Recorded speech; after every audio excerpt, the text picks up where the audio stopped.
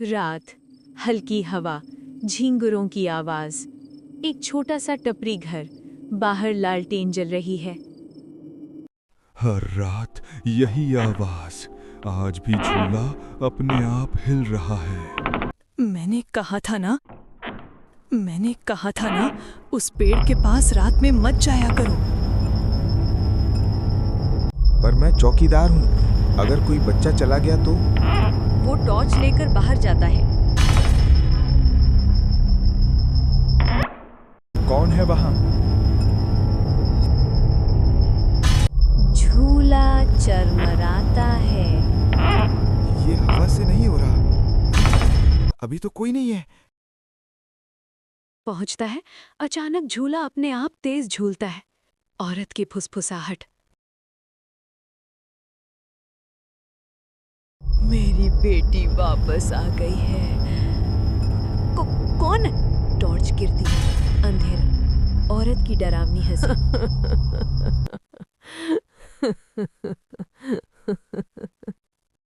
शहर की भागदौड़ भरी जिंदगी से थोड़ी राहत पाने के लिए अमित अपनी पत्नी नेहा और बहन सुधा को अपने मामा के गांव ले आया था। उसी गांव जहां बरगद के नीचे वो मनहूस झूला था।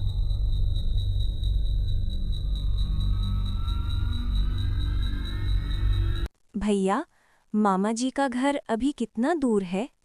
बस 10 मिनट और। उनका घर उसी बरगद वाले रास्ते पर है।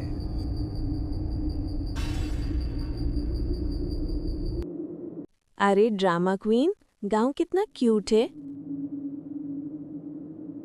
रात में अकेले मत घूमना बस।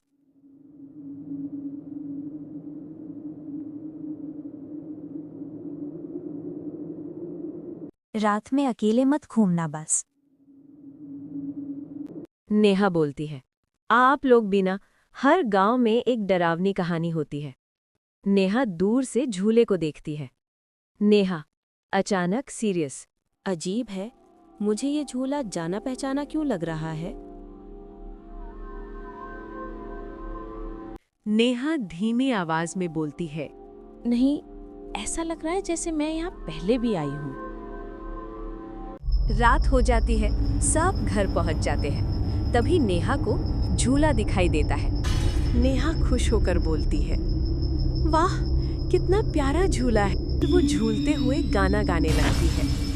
पंछी बनूं, उड़ती फिरूं। अचानक झूला रुकता है। अरे, ये क्यों रुक गया?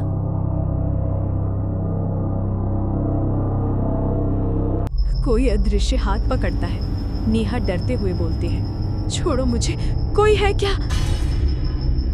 नेहा चिल्लाते हुए बोलती है, अमित बचाओ। अमित आता है और बोलता है, नेहा, तुम यहाँ कैसे? हे भगवान, ये बेहोश है। नेहा को घर लाते हैं। आधी रात में नेहा धीमी आवाज में बोलती है, माँ। तुम ठीक हो? मुझे झूला चाहिए।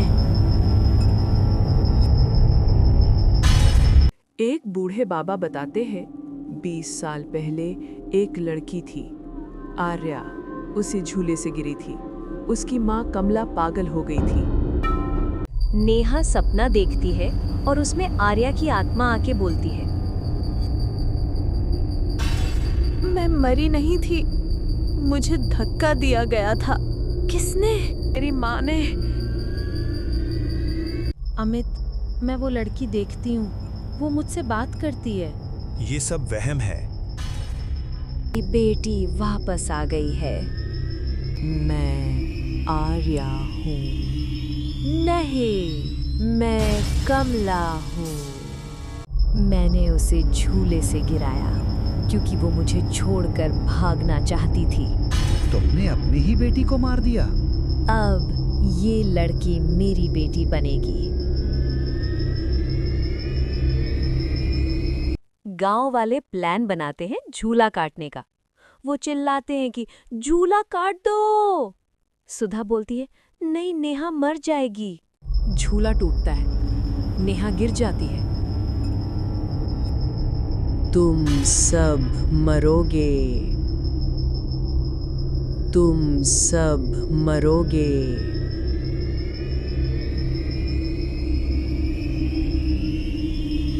तुम ठीक हो? हाँ, ठीक हो।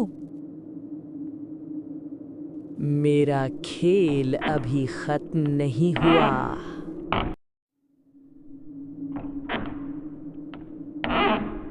सुबह हुई, लेकिन गांव का माहौल कुछ अलग था। रात के बाद जैसे हवा भी धीमी चल रही थी। नेहा चुपचाप आंगन में बैठी थी। उसकी नज़र जमीन पर थी और हाथ बार बार खाली हवा में झूलने जा रहे थे, जैसे वो अभी भी उस झूले पर बैठी हो। नेहा, चाय पियोगी? शाम हो गई क्या? सुधा एक पल के लिए रुक गई। सुबह के 9 बजे थे, फिर भी नेहा के चेहरे पर शाम का डर था। दोपहर तक पूरे घर में सन्नाटा था। नेहा और ज्यादा अलग लगने लगी।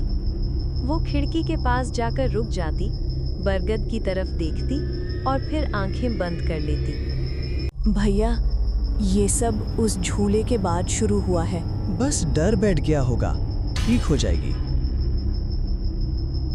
तभी नेहा बोल पड़ी। वो गिर नहीं रही थी।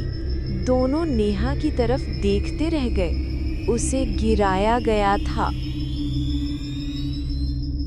शाम होते ही हवा तेज हो गई। बरगद के पत्तों की आवाज में एक पुरानी सी चरमराहट घुल गई।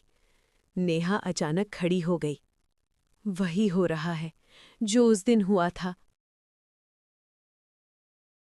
कौन सा दिन नेहा, जब माँ ने कहा था अगर तू मुझे छोड़ के गई तो मैं तुझे भी छोड़ दूंगी। दूर से झूले की हल्की सी आवाज आई। कोई झूला नहीं रहा था, फिर भी आवाज थी। रात होते ही नेहा का चेहरा बदल गया। उसकी आंखों के नीचे काली परछाइयां थी और आवाज में बचपन की थकान। नेहा बच्ची जैसी।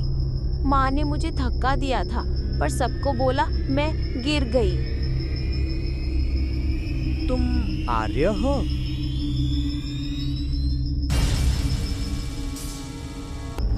माँ मुझे किसी और में देखना चाहती है, इसीलिए उसने मुझे यहाँ बुलाया। तीनों बरगद के नीचे पहुंच गए। झूला बिल्कुल शांत था, पर जमीन पर नंगे पैरों के निशान थे। हवा में एक भारी आवाज गूंजी। कमला दुखी और गुस्से में बोली, मेरी बेटी वापस आ गई। माँ, मुझे छोड़ दो। इस शरीर में नहीं तो किस में रखूं उसे? तुम अपनी बेटी को फिर मार रही हो? हवा तेज हो गई। झूला जोर से हिला।